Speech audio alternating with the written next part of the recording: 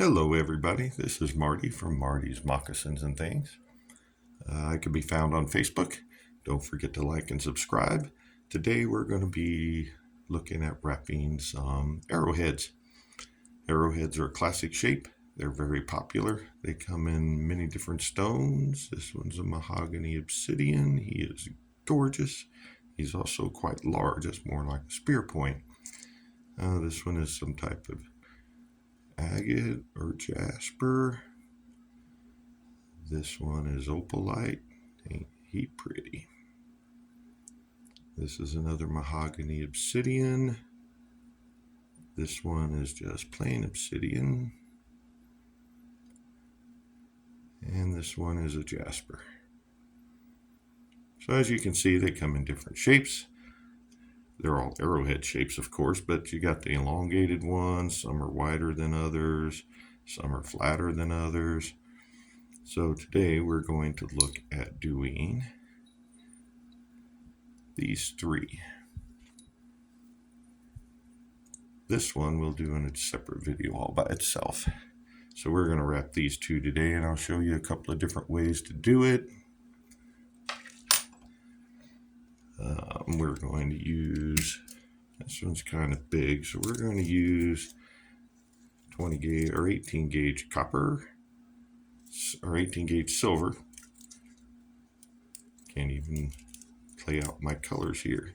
He's pretty big. We're going to want, I don't know, a couple of feet, maybe 18 inches or so. Can't find my cutters.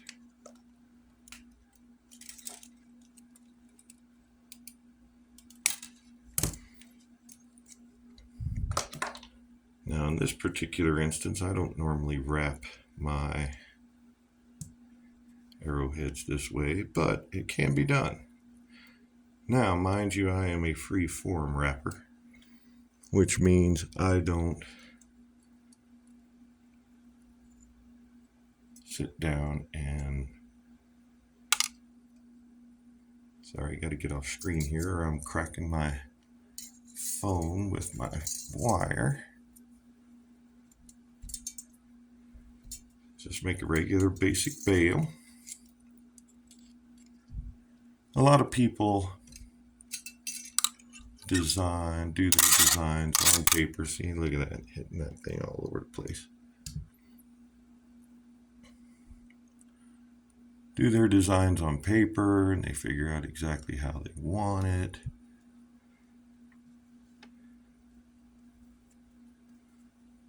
Me, I just sort of pick up the stone, figure out what wire I want, what wire would look good with it. Silver looks pretty good with this stone, since he's a darker stone. Silver is contrasting. Some people don't like contrasting, some people do. And I just sort of look at the stone, figure out what I want to do with it.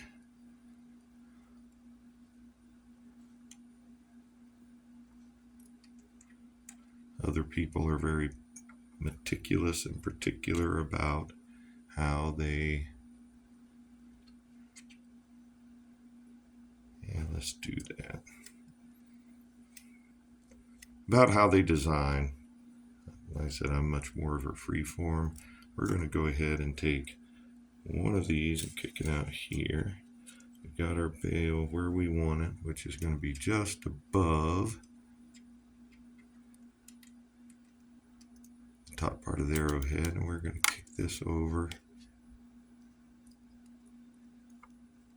and through here, and then back down to join this one.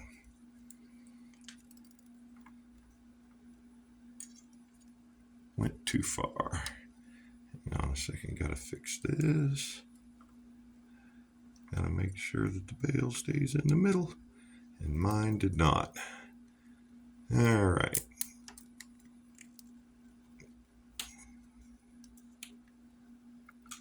I got a little janky there.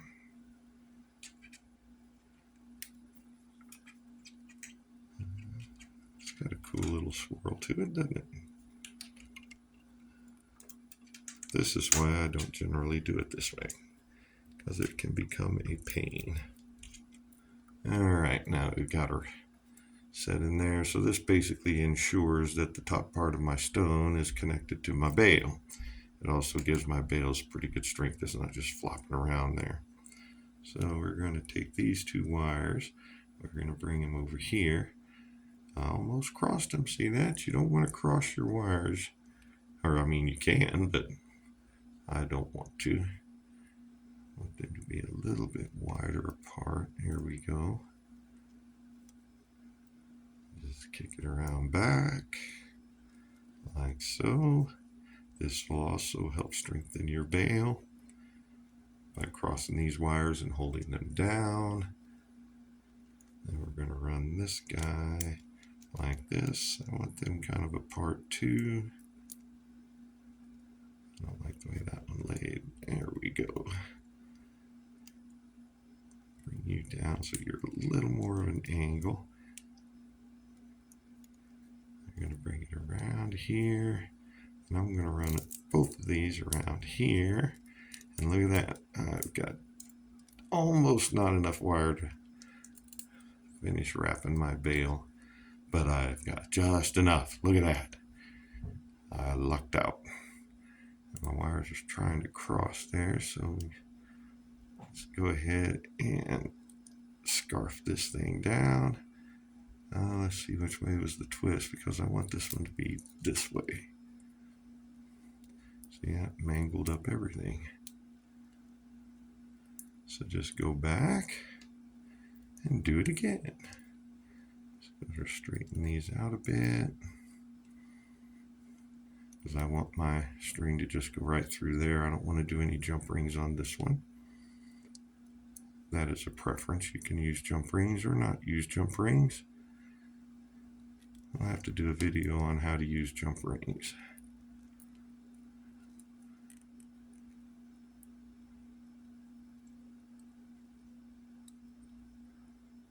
That looks pretty good.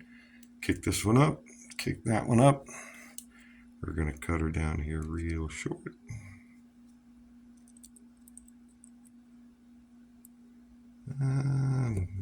Let's go one more. My bowl isn't quite big enough to hide that thing.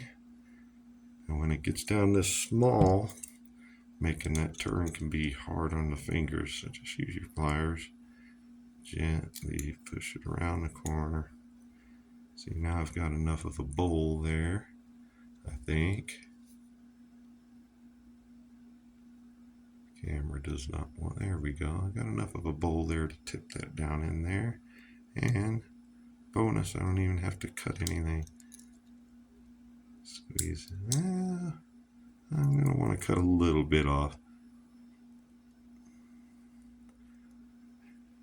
As you go, and as you do this more and more, you can kind of eyeball stuff pretty easily. Practice makes better. I don't do perfect. Never have, never will. Don't try to do perfect. If something doesn't turn out the way I was expecting it to, it doesn't mean that it didn't turn out nice. He does not want to go down in there. 18 gauge is a little tougher than 20 gauge. What am I doing here? Get up close and personal with this thing. I may have cut too much off. I think maybe I did. Yep, I cut too much off. Let's see if we can still squish him down in there. There we go. There we go. Now you just come on around here. And man, sometimes you just get lucky. And sometimes you wish you had just a half an inch more of wire. And I'm cranking this down pretty good. I'm off the screen, sorry about that. Cranking this down pretty good.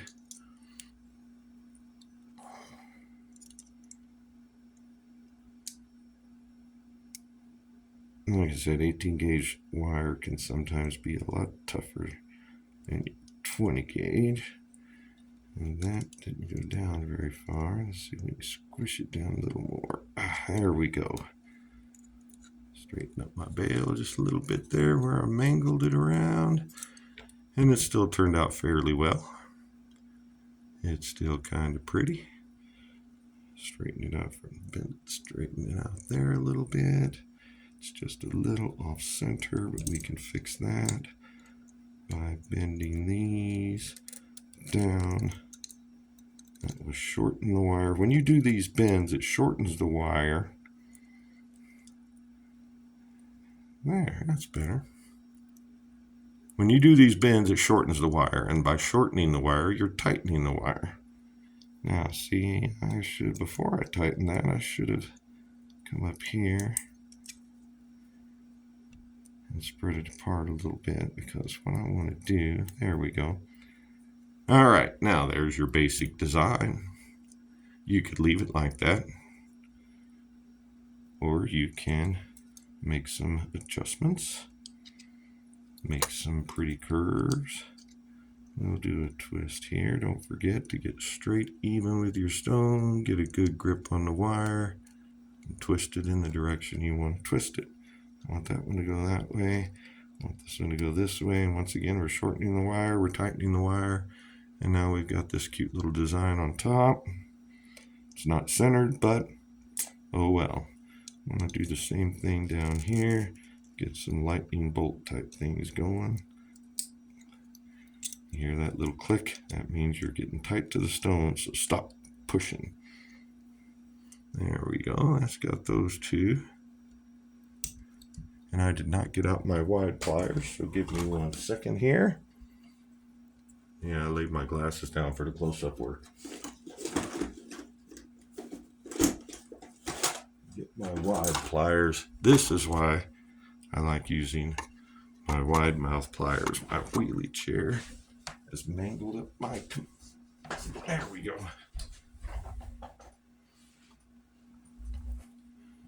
Misarranged my camera. Here we go. So now these wide mouth pliers, as you can see, they're a lot wider than these. And I just happened along these, and I'm like, well, I'll keep them. Who knows? May want them, may not want them. But this works great for doing wide bends.